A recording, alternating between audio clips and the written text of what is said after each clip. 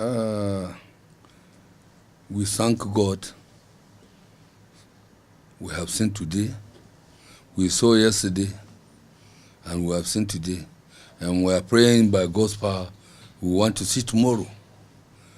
So far, coming of APC saved this country from the way the former rulers were ruling this country, because we came and inherited a terrible situation of Boko Haram, corruption all over, not thinking of the future. So, but God brought APC to channel and reduce and stop many of these things.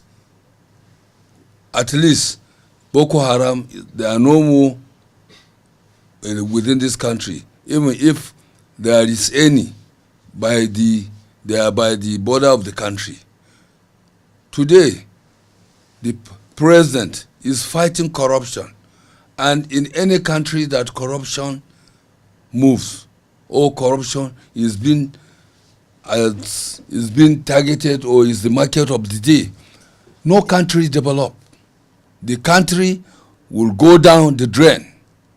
So we thank God that the president stood in and ready to fight corruption to the need. He want to bring it down so that the country will progress. And so far, with these 3 years, he has tried. Yeah. Honorable. Yes.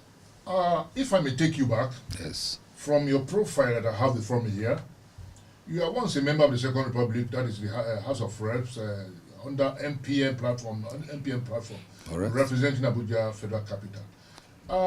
I recall that even as at that time, the issue of corruption has been a recurrent decimal.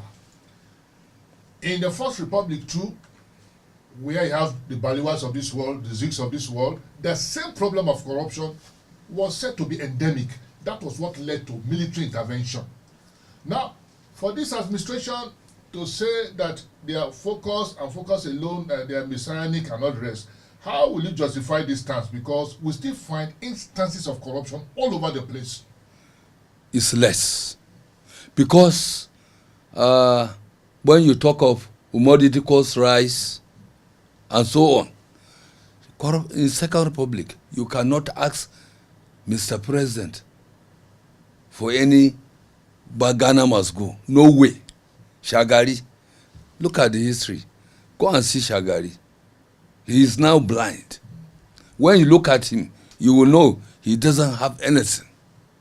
Sometimes you suddenly see Shagari having 200,000 in his account. So, issue of corruption during Second Republic is minimal. And out of all the presidents we are having in this country, right from Tafawa Balewa up to today, no president that came out to fight corruption. Look at the history of the world. Any country that corruption became the order of the day, the country will not develop. The country, they will hold it, they will need it, and everything will stop. Just like few years ago, contractors, all our contractors, they closed down. The companies and most of our workers that normally they feed through those companies, they closed down and they can no more feed. So everything of the country is going down the drain. So we have to thank Mr. President for taking this bold step of fighting corruption. Even in your house, you have a business where you leave your boy, that you're going to the market, before you come back, he told you that he supply all the goods to somebody, and you trace there is no supplier. So at the end of the day, so we thank Mr. President. We have to be grateful for that. Yes. The issue, you see, like now, people don't want to work for just free. They want to work that you must settle them immediately, because they don't know whether you will care for them when you are there. Forgetting that, let that, just give the man the vote. When he goes there, you have the mouth to ask him that, look, this is what he promised us. Do it now, you are there. We could have continued that system, and it will help the country to grow. But unfortunate people, they say, back for ground, money for hand, back for ground. Yes. Honorable, Yes. your party have just rounded up on primaries. And the stories we are hearing from the states, even at federal level and even here in Abuja, it's not palatable. You said when you talk about corruption, corruption is not only in terms of money. When you don't do things the right way, it's corruption. Now, we are hearing about impunity. We are hearing about candidates being imposed on others. Now, how would you respond to this? Issue of primaries is not the Oshomole. They gave us 3 options: direct, indirect, consensus. We took indirect because we have experience of direct. Direct during NRC, SDP, we did direct and we knew what it causes. Now, we said we don't want direct, we need indirect. So they insisted, the chairman said, we must go direct. Going direct, the people that gave them the assignment, they couldn't go to the rural areas to do their assignment. They stayed in a hotel, cooked the result, and submit, where the masses are there waiting for them, and worse, they could not see them. So this is what happened. Okay. It's not the chairman. Right, so have you concluded on your own election? We are waiting for the result. But the INEC said October 7 is the final date. How do you hope to circumvent this electoral law? You see, that is what they say. INEC said. Like in Zamfara too, the same problem. INEC said September 7th. The issue is this: they can send any name later on, because there's 1 month given for substitution, okay, which you can, within that, you can substitute. Atiku is never a challenge to APC. If you look at the history, his history, from PDP to ACN, from ACN to PDP, from PDP back to APC, from APC back to PDP. So it's never a challenge. It's only a challenge to the people that contested with him in PDP, because he went for the last bit, the bit that he don't want to give chance to anybody. So he went for the bit, and people that went to cast their vote decide to follow his words. He went to Lagos 4 years ago to contest with Buhari, but you have seen what APC is. APC don't listen to money, but performance, credibility, integrity. This is what APC is. Because if we are talking of money, look at what happened to our country. We left farming, we were following crude oil, fuel business, and everybody became lazy. At the end of the day, it's hard for us even to feed ourselves. But look at 2 years now, when PM Fuen Buhari said everybody should go to farming. See the result. No more importation of rice. See what we are producing. See corn from Abuja up to Katsina State. All over is corn. So at least we have saved our country from disaster. Disaster of emptying, leaving our stomach with hunger. But Alhaji, I believe you listen to your constituency, Yes. and one of the issues that people are now crying about is that they are hungry. But you are here seated, Yes. telling us that Nigerians are well fed. Can you go back to your constituency and tell them exactly this that? Okay, let me tell you. Since you are born, Yes, sir. your parents, is there any day they have not gone to look for food? Just tell me, yes or no. Just go ahead. Since we were born, our parents, they go to look for what they will eat. And it's a continuous program. We head it to them. The issue that when you become lazy, you will not get what to eat. But when you are a struggler, definitely sure, you will never sleep with hunger. Honorable, we are not trying to repeat what the president said that Nigerian youths are lazy here. No. Let me tell you. The issue, the reality is there. Once you are lazy, you sit down and wait for a wolf will never come. You sit down and wait for the big man's house near me, I will go and beg them. Or you go about asking people to dash you free money. There's not free money now again. Yeah. But are you aware, sir, that the government is supposed to be one of the, at least in Nigeria, with our own economy and experience, the government is supposed to be the major employer of labor. And the greatest problem that has faced us as a nation is that there is what we call a loss of jobs. In those days, I remember even when F.C.T was under construction, you have a lot of construction companies. It was like, activity was going on. And I don't think anybody will see that and sit back. So the question now is the economy. Now, you are just talking about concentrated on corruption. But corruption alone does not build a nation. You need the economy. You must get it right politically, socially, and otherwise. Now, what I'm trying to say is this. How much of job creation has this government done? Right from the time Buhari came into power, he made a lot of problems. He made an empty treasury. There's always problem.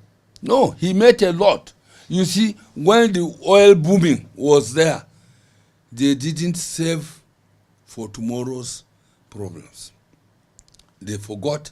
They thought every day will be Christmas. Not knowing that there will be a day that Christmas will not be there. So we are now in that period. So for that, the economy has gone down. And the fuel that we are busting is no more sellable. It has come down. Wait. No, 86. All right. 86, 83. That is almost close to 100. 86, 83. But when? How many days? How many months? Okay. Just recently. Have you forgotten when it was 27, 28? Yeah. So, what do you do? And right from the time that this administration came, they have never borrowed money to pay salary. Because in any regime, if you tackle corruption, then you'll be able to move forward. Because if you leave corruption, then you will go back. Because they will never allow you to move forward. Okay. Thank you for that. Now, to our next question, Honorable. Yes. Some of us are a bit baffled because we say democracy is a government of the people. For the people. By the people, for the people.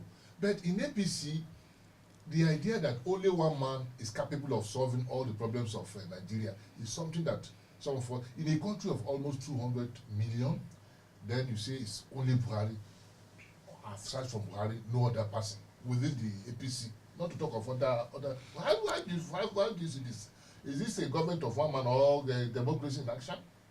Actually, that's what the saying of the people. But the wise man will tell you which is Buhari. But there are some lieutenants which they have to assist him. Buhari is not in Kano. If there's any problem, the governor of Kano will handle it.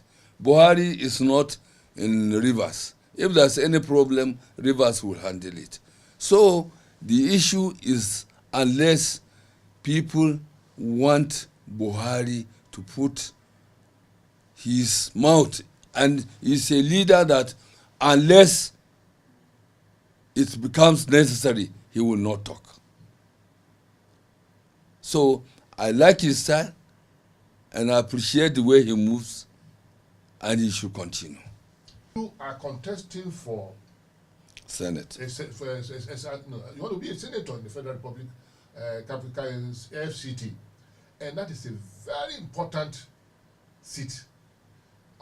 If I may ask you, so far, how do you assess the level of development vis-a-vis the amount of money that has been sunk, invested in Abuja? Will you say, what the structure we have now commensurate with the amount of money that government right from the time of probably Time memorial. Because we expect more on ground. How do you respond to that? When you look at the administration, it's not Buhari's administration that started Abuja. Certainly.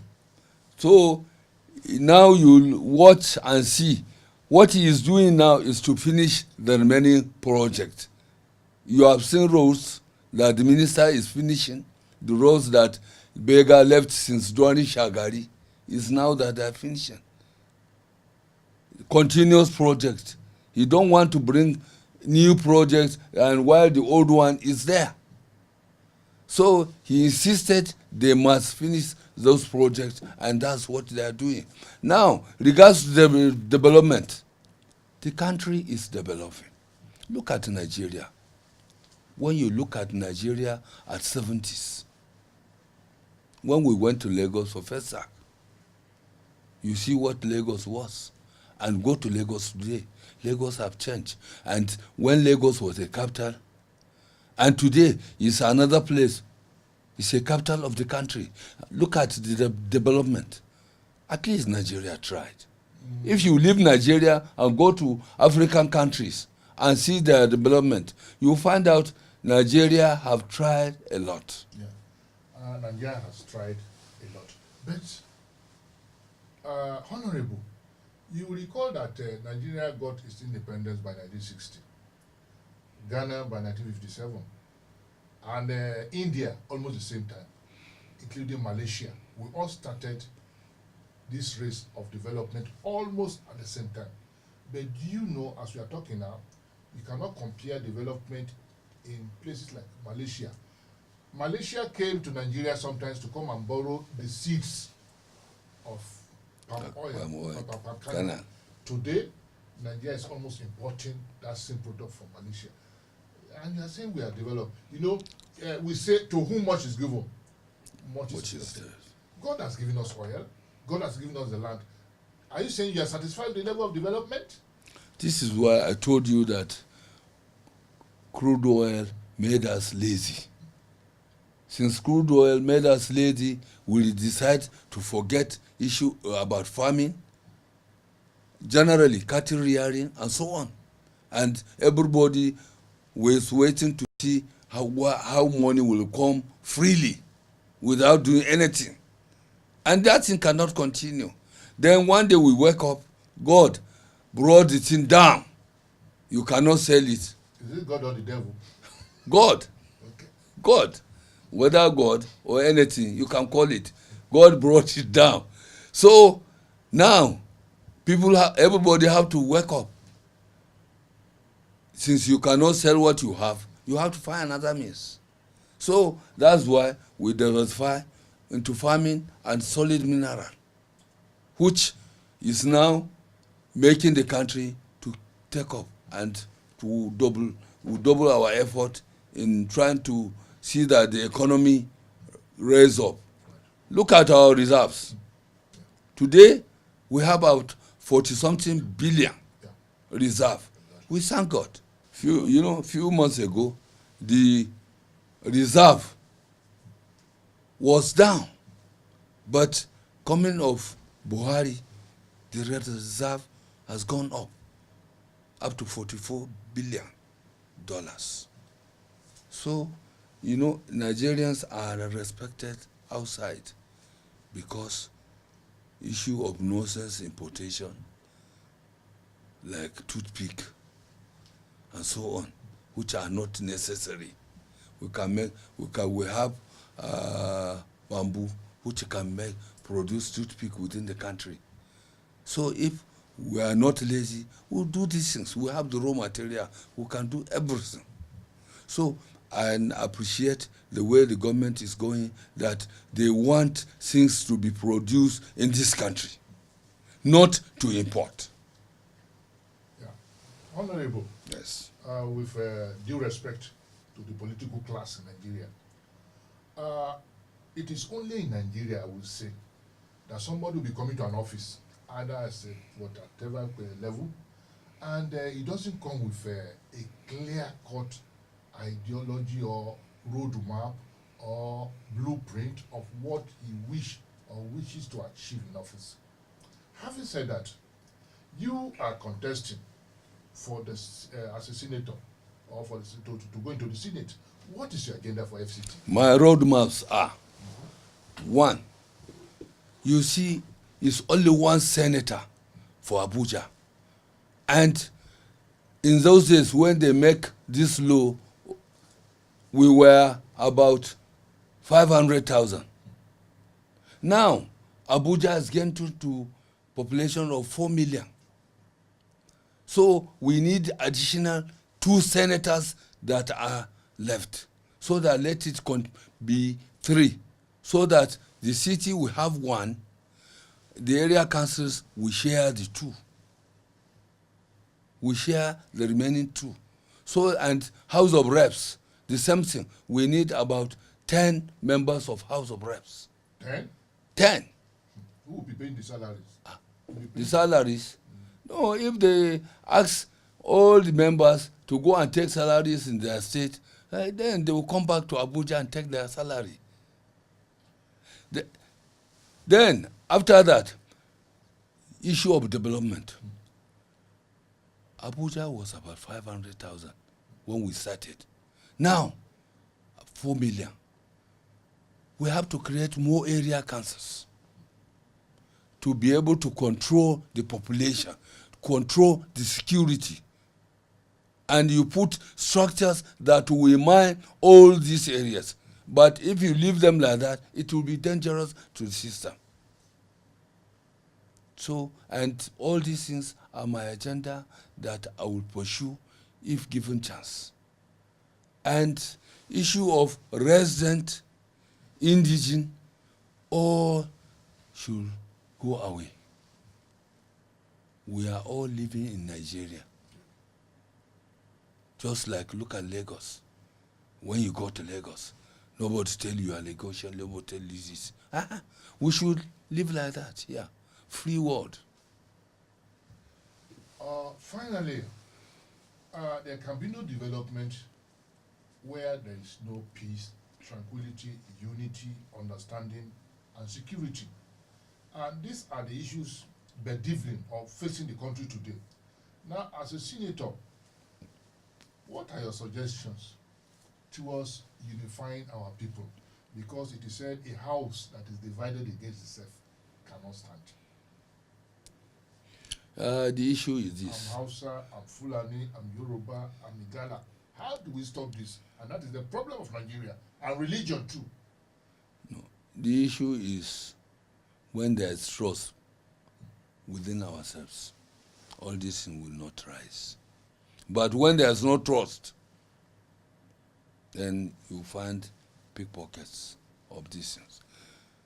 You see, a Hausa man lives in Ibadan for years. A Hausa man goes to live in Abakaliki for years. If he can stay there, an Igbo man will come and live here for years. If you see that type of problem coming up, is somebody that went to look for something he couldn't get, and then now he turned it the other side and then continue to create problem, so that he want to dent whoever, either a leader or a ruler or a governor, just to dent his name. Otherwise, when we grew up, we find out an Igbo man will come to the north, buy what he wants to buy, and take it to the east and sell it. A Yoruba one will bring kola nut, buy yam, and take it to the west, and we will eat their kola nut. And same thing to cocoa, and so on. So, all those game of sycophancy are the few people, when they look for position they couldn't get, then they will now create a problem. Just look at the crisis in Plateau. How good is that type of thing? A general going to his farm, he's being stopped and killed. And look at, why is Bauchi, why is Plateau? That's myopic thinking of some few people that they don't go out. It's when you travel, then you will know Nigeria is big. But when you stay within your domain, you only hear news, you listen to news, and so on. Then you continue to create problem. But I'm happy that the country is developing and civilization is coming off very rapidly. People will stop that. Honorable, thank you very much. But before I allow you to go, I still have a question for you. You've just talking about the issue of security violence. But there is this common knowledge and allegation that you politicians, you recruit thugs, and that thuggery is part of a Nigerian political life. How will you respond to this? Do you keep thugs? Me, in my life, I don't know what is thuggery. Because when you keep them, you rear them. At the end of the day, there will be a problem to you. Because the day you couldn't give them what they want, then they will rise against you. So for that, I have seen it right from MPN. I have seen where people keep them, but I don't. Because I have not cheated anybody. And I'm not planning to do that. So why should you come and attack me? Or why should I keep you as a thuggery so that you attack a friend or a colleague? There's no need. Those people that do that, at the end of the day, they will end up killing themselves. Yeah. Finally, what is your advice to your fellow politicians as we move to the year 2019?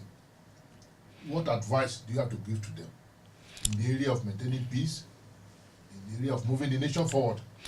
Any country that there's no peace, they will not develop. So all of us should try and see that there is peace in Nigeria. Anybody that went and engineer or goes out to engineer criminality or crime or crisis is doing that to himself, because no matter how long, the secret will leak out and the security agent will get him. And I pray politicians should never allow any crisis. Let's work for the masses of this country, so that they gain the level of giving us both. Thank you very much. I still have a question for you. Yes. Because you've come today, at least I want to ask all the questions. Okay. It's not every day that we have you in the studio. Yes. Now, the people of Nigeria, they've been complaining against the National Assembly, both the Senate and the House of Representatives, that the salaries you people take is too much. And that this is a country whereby we've not even agreed that the minimum wage is just 18,000. The money you can just give pocket money to a school boy. Now, when senators and House of Reps, they get there, even their salaries we don't know, but we learn it runs into millions.